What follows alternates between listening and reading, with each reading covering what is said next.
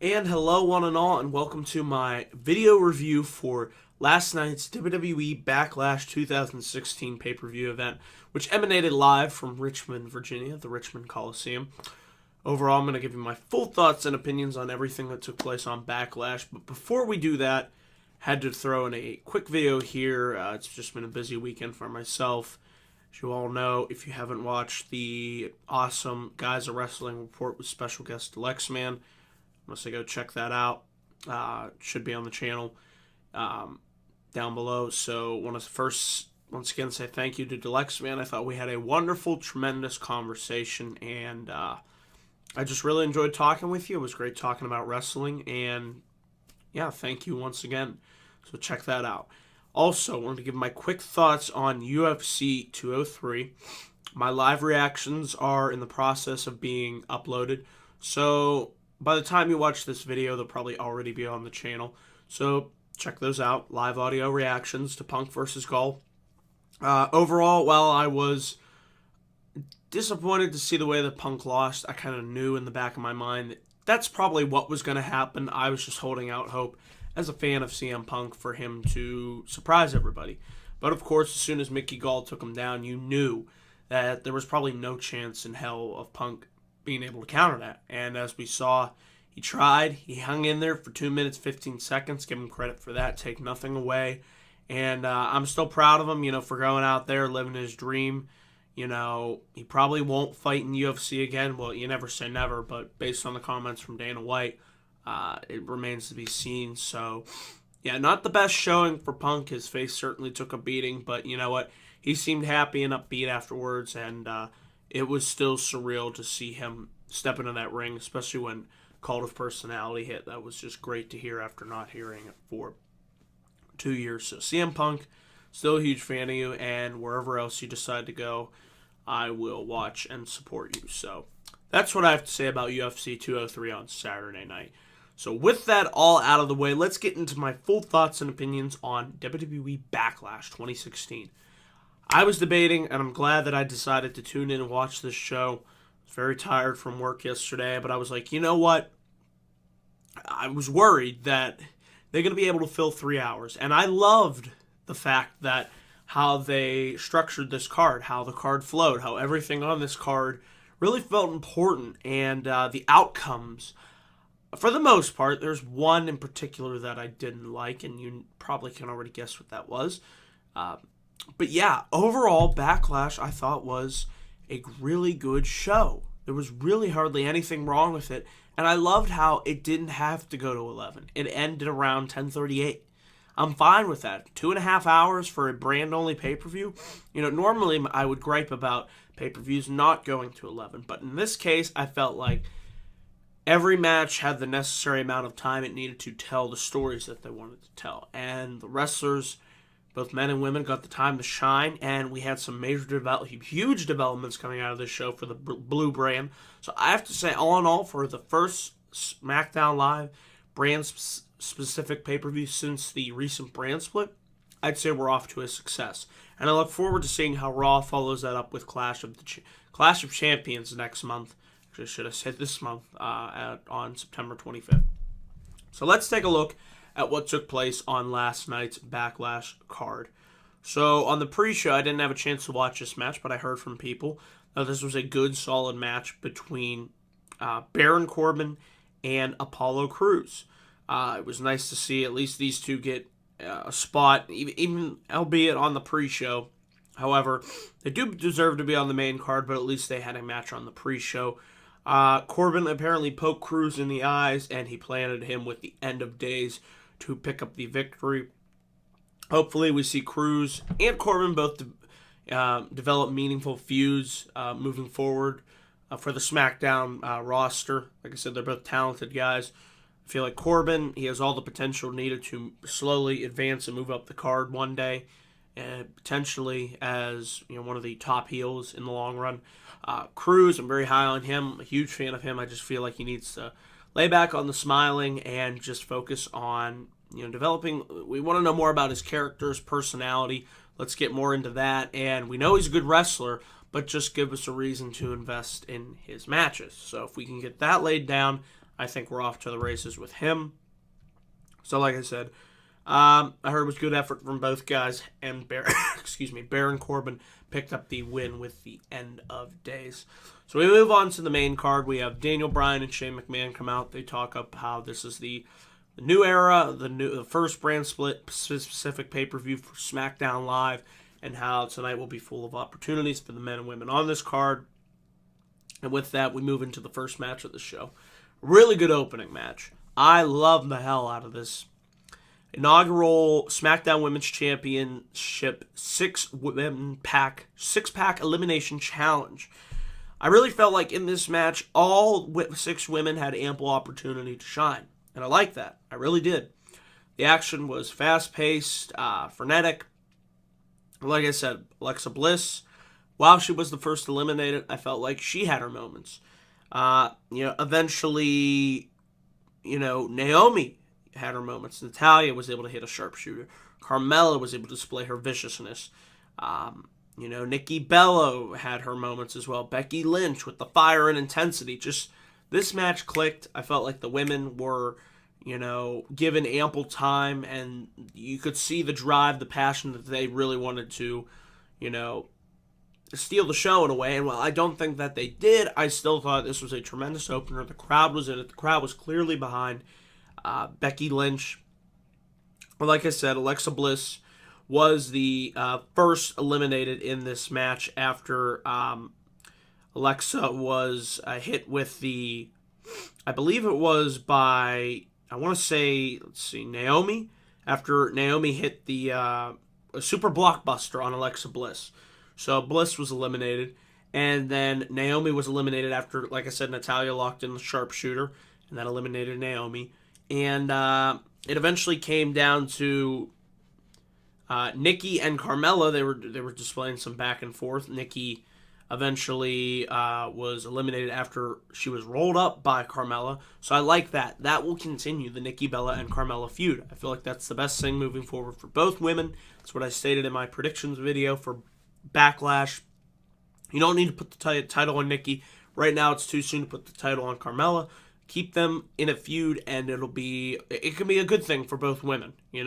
Give something for Nikki to do, new challenge, and it helps establish Carmella's heel persona on the SmackDown Live roster. So eventually it came down to 2 NXT alums, Carmella and Becky Lynch. And afterwards, Natalya was eliminated after Nikki hit a modified Argentina backbreaker on Natty, and then Nikki Bella was eliminated by Carmella. Then we came down to Carmella and Becky. I like the just the viciousness and just the way that Carmella was slapping Becky around. Eventually, Becky was able to trap Carmella into the disarmor, and wouldn't you know it, finally, Becky Lynch gets her first championship victory on the main roster, and it was well worth the wait. I loved afterwards how Becky talked up how, this was an opportunity, long time coming, how she fought, scratched and clawed her way to this opportunity, how she always seemed to come up close every time and just fall a little bit short, but this time it was her night, and she is now the top woman on the SmackDown Live roster. I felt like this was the best opportunity to go with. The crowd wanted to see Becky win, so why not pull the right, this was the right opportunity, the right moment for this to happen. And what more could I say? I was very happy to see Becky win. And, there's a number of potential routes they can go. You could revisit Becky versus Natalya. You could do Becky versus Alexa Bliss. I know that's a feud I want to see. Maybe Becky versus Naomi even. We'll have to see. There's just a lot of potential in a Becky Lynch title reign, and I'm just happy that she finally held championship gold. So, congrats to Becky Lynch. Like I said, really good, solid opener from the women on this show. Now we move on to there was a backstage segment. I have to mention this. If you knew last night watching this, there were reports that Randy Orton wasn't going to be able to compete. And that's exactly what we saw happen. Bray Wyatt injured Randy Orton after slamming a door into his leg, and that eventually led to a change up in the match card. Randy Orton versus Bray Wyatt would not take place on this card, and we'll of course get into that later on in the show.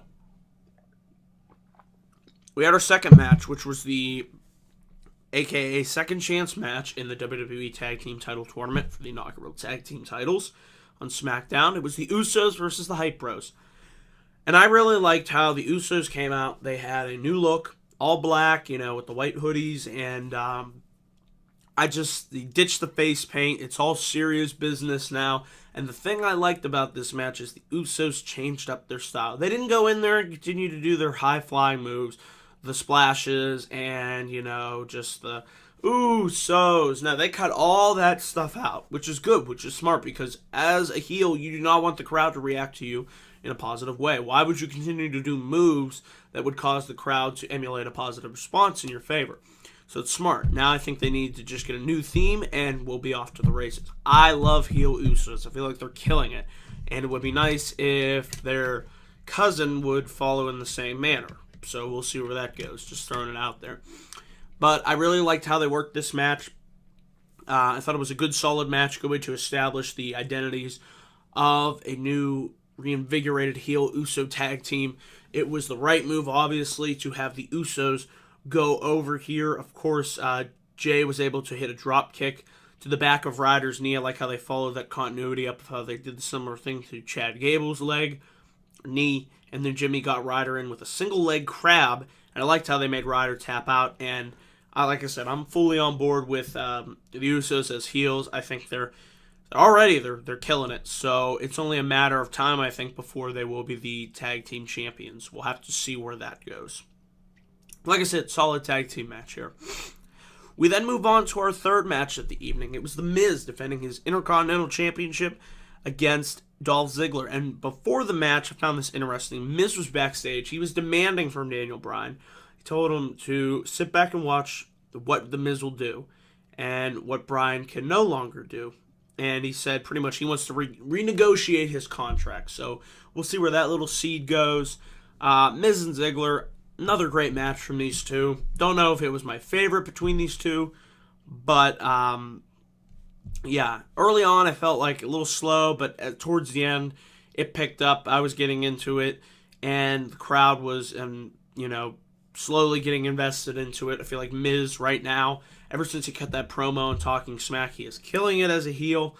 Like I said, he really took it to Ziggler in this match. Ziggler constantly getting beaten down, and just, he came so close, but of course, as we know, like Dolph Ziggler always does, he gets that close and then falls back down to reality.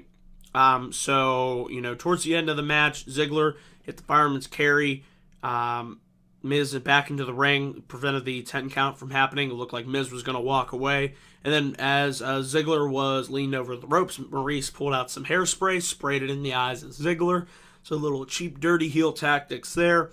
Miz planted Ziggler with the skull-crushing finale, and Miz continues to remain your Intercontinental Champion. And, when Miz won the title back in April, I actually liked it with Maryse returning, and despite his little absence there, I enjoyed the Fatal 4-Way match, and this was a good match between Ziggler, and I like the fact that he's saying, I'm your Intercontinental Champion for 50-plus days now, and it's building up the fact that I like it. Who will be the one to finally dethrone The Miz? We'll have to see, but yeah, really good match between Miz and Ziggler. I've never really seen them have a bad match, and I hope this leads to, as I mentioned, or as the Lex Man mentioned on our wrestling podcast this past Saturday, it is time to pull the trigger on a Dolph Ziggler heel turn. He has lost time and time again. He should grow weary, frustrated, and hopefully that's the direction that they take his character in the weeks to come on SmackDown Live.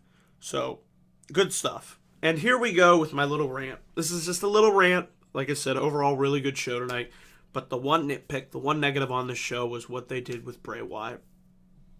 I love Bray. I want him to succeed. It's just disappointing to see. I like what they did first. He said, ring the bell. The match will start. Randy Orton can't compete. I get the victory. Okay, 10 count. Bray wins. Then they announce he's going to have a match anyways. Match be against Kane. I'm like, okay, whatever. As long as Bray wins, right? He's going to win this match. Should have known better, though. With Bray Wyatt and WWE, this guy just can't catch a break. So the match is going. It's Bray Wyatt versus Kane, Okay. I was like, as long as Bray wins, that's all I care about. So towards the end of the match, Randy Orton comes down to the ring. He's limping. I'm like, oh no. Please don't do this. And what would they do? They have Randy Orton distract Bray, which leads to Kane hitting a chokeslam on Bray Wyatt. And in this no-holds-barred match, Bray Wyatt loses to Kane in 2016. The problem I had with this was, why couldn't you... Let's tweak this a little bit, just a little bit. See how this plays out. Have Bray beat Kane. Wow, look at that. Gives him momentum. Makes him seem a little bit more credible than losing to Kane. Then have Randy Orton come out and, I don't know, you could do something else, a stare down or, why did he have to cost him the match? I mean, hopefully it leads to Bray Wyatt winning at No Mercy or whenever they decide to do this next match. But it's like, I really felt like Bray Wyatt didn't need to take a loss to Kane here. There could have been another way to do this. There should have been another way. And it's just like, when will Bray Wyatt get some momentum in this company? Because this has really been a rough year for him with the lack of direction, the injuries, the potential babyface turn that I still think they need to go in that direction. And I want to see Bray succeed, and hopefully, I'm hoping for big things for him on SmackDown Live, and I'm hoping for him to come out on top of this feud with Randy Orton. Please, WWE, please. Bray Wyatt needs to come out on top of this feud to gain massive credibility in this company, and the best way by doing that is having him go over in this feud on Randy Orton. I couldn't think of a better way. Randy Orton's a top star, a veteran, and I'm hoping that's the end game of this feud. Because Randy Orton's fine. He's a 12-time champ, He's got his accolades, his credentials, so we'll see where this goes, but that left me disappointed. But something that didn't leave me disappointed, let's move in from a negative to a positive, was the sixth match. It was the Usos versus Heath Slater and Rhyno, and I loved the story that they told in this match. I loved that the Usos double-teamed, beat the holy hell out of Heath Slater, and they slowly built closer and closer, time and again, for that hot tag for Rhyno, because you knew Slater's getting his ass kicked by Jimmy and Jay, and it's awesome. I love seeing the Usos just display that passion and intensity that we really haven't seen, like legit passion and intensity. You could tell they're going out there and they're loving playing heels, and it's being heels, and it's just great. And Slater trying, to make that hot tag to Rhyno, and the crowd wants to see it. I want to see it. Eventually there would be an opening. Slater was able to duck a couple clothesline attempts from Jay, and they both knock into each other, and then Rhyno is tagged in finally, and Jimmy Uso. And then Rhyno goes to work. He hits a side belly to belly suplex to Jimmy. He goes for the gore, but he goes into the second turnbuckle. Slater eventually hits a swinging neckbreaker on both Jimmy and Jay. Slater hits Jimmy with a leaping DDT. And then Slater tries to go for the pin, but Jay drags him out. And then eventually Jimmy hits Rhyno goes for the gore on Jimmy Uso. 1, 2, 3, your new WWE SmackDown Live Tag Team Champions are Heath Slater and Rhyno. It was a nice moment, feel-good moment. Heath Slater finally earns that SmackDown contract after so long. And we'll have to see where they go with this. Like I said, the one thing that worries me is, are there any really viable challengers besides the Usos? Maybe they'll do a quick title change, and that'll put the titles on the Usos. We'll see where that goes. But for right now, I enjoyed this. Like I said, good stuff from the Usos. Love the way that they beat down Slater, and they slowly built towards the hot tag in the end with this match. Heath Slater, baby. One-man band is officially your newest member of the SmackDown Live roster. So, great stuff. And we continued with more great action. We had our seventh match, or sixth on the main show, seventh overall. Dean Ambrose defending his WWE World Championship versus the phenomenal, the MVP of WWE of 2016, AJ Styles. And AJ proved why he is the MVP of WWE. He continued his run of great matches, from his matches with Jericho. Love that feud. To his feud with Roman Reigns. Great stuff there. Feud with John Cena. And now a great match with Dean Ambrose. I mean, it just continues for AJ. And AJ and Dean, they went out there. They blew their match out of the water that they had on Raw. I love the way, that this match built. It progressed. Dean did get some boos in this match. I have to mention that. So the crowd, I felt, was a little bit more on the side of AJ, but it was great seeing two of my favorites go in there and just tear shit up against each other, to be honest. And I really felt like, as I said in my predictions video for this, yeah, they could hold off on putting the title on AJ until No Mercy, but I feel like now is the time to put the title on AJ. I feel like he is the face of SmackDown Live as of this moment. Yeah, Ambrose may be champion, but I felt like Styles coming off of that win against John Cena at SummerSlam, the time was right. Lightning's in the bottle to put that title on AJ and give him the lengthy title reign that he deserves. And kudos to WWE for following through on that. Came down to the end of the match, AJ and Dean, they had tremendous series of counters, kickouts, 450 splashes, style clashes, phenomenal combination. Just all around great match up until this point. And then Ambrose eventually attempted to go for the dirty deeds towards the end of the match, but Styles drove Ambrose right into the referee, and this caused a distraction. Styles hit a low blow on Ambrose, which the referee did not see, and Styles he locked it in, and I'm like, holy shit, is this going to be it? Styles clash, 1, 2, 3, bell rings, crowd goes nuts, I go nuts, I'm like, holy shit, AJ Styles is the new WWE champion. Like I said, congrats to AJ. It was a long overdue, much deserved WWE title win. He deserves to be the WWE champion, and like I said, he deserves to go on a long run with that title. Now, we'll have to see where they go. I'm excited to tune into SmackDown Live on Tuesday to see what's next for AJ Styles. Hopefully a rematch with Dean Ambrose where you have a stipulation to up the stakes at No Mercy. Maybe a Falls Count Anywhere match, no holds barred match, or a street fight. There's a number of different possibilities they can go for Styles versus Ambrose match number 2. So I'm looking forward to that. Overall, like I said, great main event. Great way to cap it off. Love the fact that they put the title on Styles, and he truly is the phenomenal one, and he deserved to be WWE champion. Can't say that enough. So this was a really good show to watch. Like I said, check it out if you haven't had the chance to. And if I had to give a grade for WWE Backlash, I'd give it a solid A. Like I said, enjoyed mostly everything on this show. Set aside the Kane Bray Wyatt issue. That was the only thing that I took fault with. So, good show. Props to SmackDown. They continue to be the superior brand over Raw. And yeah, guys, let me know down in the comments section below what you all thought of Backlash last night. What did you like? What didn't you like? And please be sure to check out my Guys Are Wrestling report with the Lex Man that aired on Saturday. Really good stuff. My live reactions video for CM Punk versus Mickey Gall. Live audio reactions. That'll be posted shortly.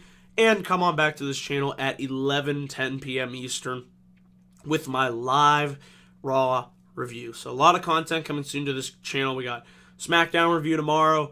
I'll do a live review for the 2-hour finale of the Cruiserweight Classic, NXT review, and so much more. So guys, that is it. Thank you for joining me for this Backlash review video.